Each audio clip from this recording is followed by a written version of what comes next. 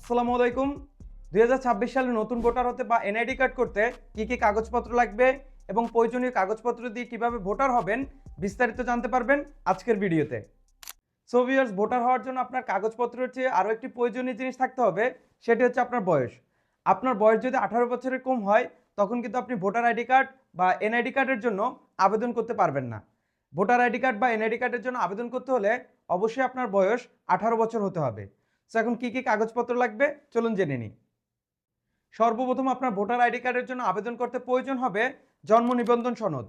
জন্ম নিবন্ধন সনদ কিন্তু আপনার বাধ্যতামূলকভাবে প্রয়োজন হবে। জন্ম নিবন্ধন ছাড়া কিন্তু আপনি ভোটার আইডি কার্ডের জন্য আবেদন করতে পারবেন না। এবং অনেক সময় জন্ম নিবন্ধন সনদের অনলাইন কপিটি আপনার প্রয়োজন হয়।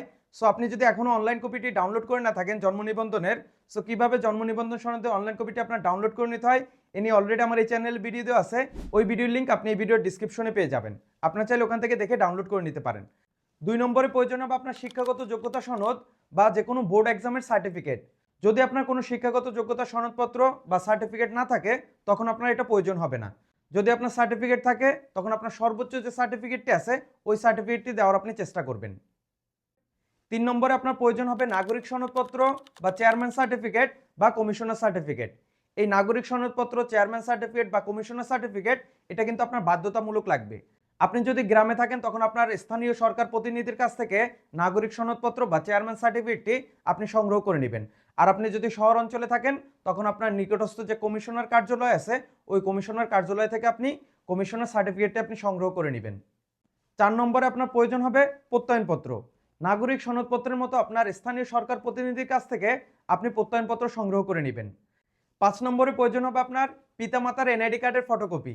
এই পিতামাতার এনআইডি কার্ডের ফটোকপি কিন্তু আপনাকে বাধ্যতামূলকভাবে দিতে হবে। 6 নম্বরে আপনার ঠিকানা প্রমাণ করার জন্য প্রয়োজন হবে ইউটিলিটি বিলের কাগজ, লাইক আপনার পানির বিল, গ্যাস বিল অথবা বিদ্যুৎ বিল। এখান থেকে যে কোনো একটির কাগজ আপনাকে জমা দিলে হবে। এবং এই পানির বিল, গ্যাস বিল অথবা বিদ্যুৎ বিলের কাগজ যে আপনার নিজের নামের হতে হবে তা কিন্তু নয়, আপনার পরিবারের যে কোনো নামের একজনের হলেই হবে। আপনি যে এলাকায় আছেন ওই এলাকার ঠিকানা প্রমাণ করার জন্যই আপনার এই ইউটিলিটি বিলের কাগজের প্রয়োজন হবে। আর আপনি যদি ভাড়া ঘরে থাকেন তখন আপনার যে মালিক আছে মালিকের নামের যে কোনো আপনার তার পানির বিল, গ্যাস বিল অথবা বিদ্যুৎ বিলের যে কোনো একটি ইউটিলিটি বিলের কাগজ আপনার জমা দিলেই হয়ে যাবে। 7 নম্বরে আপনার প্রয়োজন হবে ট্যাক্স বা কর পরিশোধের রসিদ।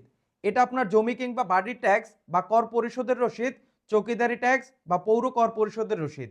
এগুলো যে আপনার নিজের নামের হতে হবে তা কিন্তু নয়, আপনার বাড়ির যে কারোর নামের হলেই হয়ে যাবে।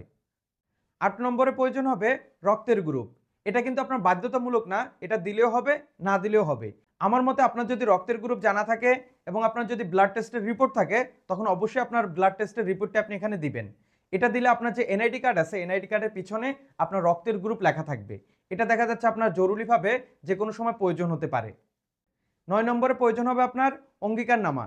নতুন ভোটার হতে সবার কিন্তু অঙ্গীকারনামার প্রয়োজন হয় না। যারা বিভিন্ন প্রকার সমস্যার কারণে অনেক আগেই জাতীয় পরিচয়পত্র আবেদন করার উপযুক্ত হওয়ার পরেও আবেদন করেনি, তাদের এখন ভোটার নিবন্ধন হওয়ার জন্য অবশ্যই অঙ্গীকারনামা জমা দিতে হবে। 10 নম্বর, আপনি যদি বিবাহিত হয়ে থাকেন তাহলে অবশ্যই আপনার কাবিননামার ফটোকপি জমা দিতে হবে। এবং আপনার স্বামী বা স্ত্রী কেউ যদি আগে ভোটার হয়ে থাকেন অবশ্যই তার ওই ভোটার আইডি কার্ডের ফটোকপিও জমা দিতে হবে।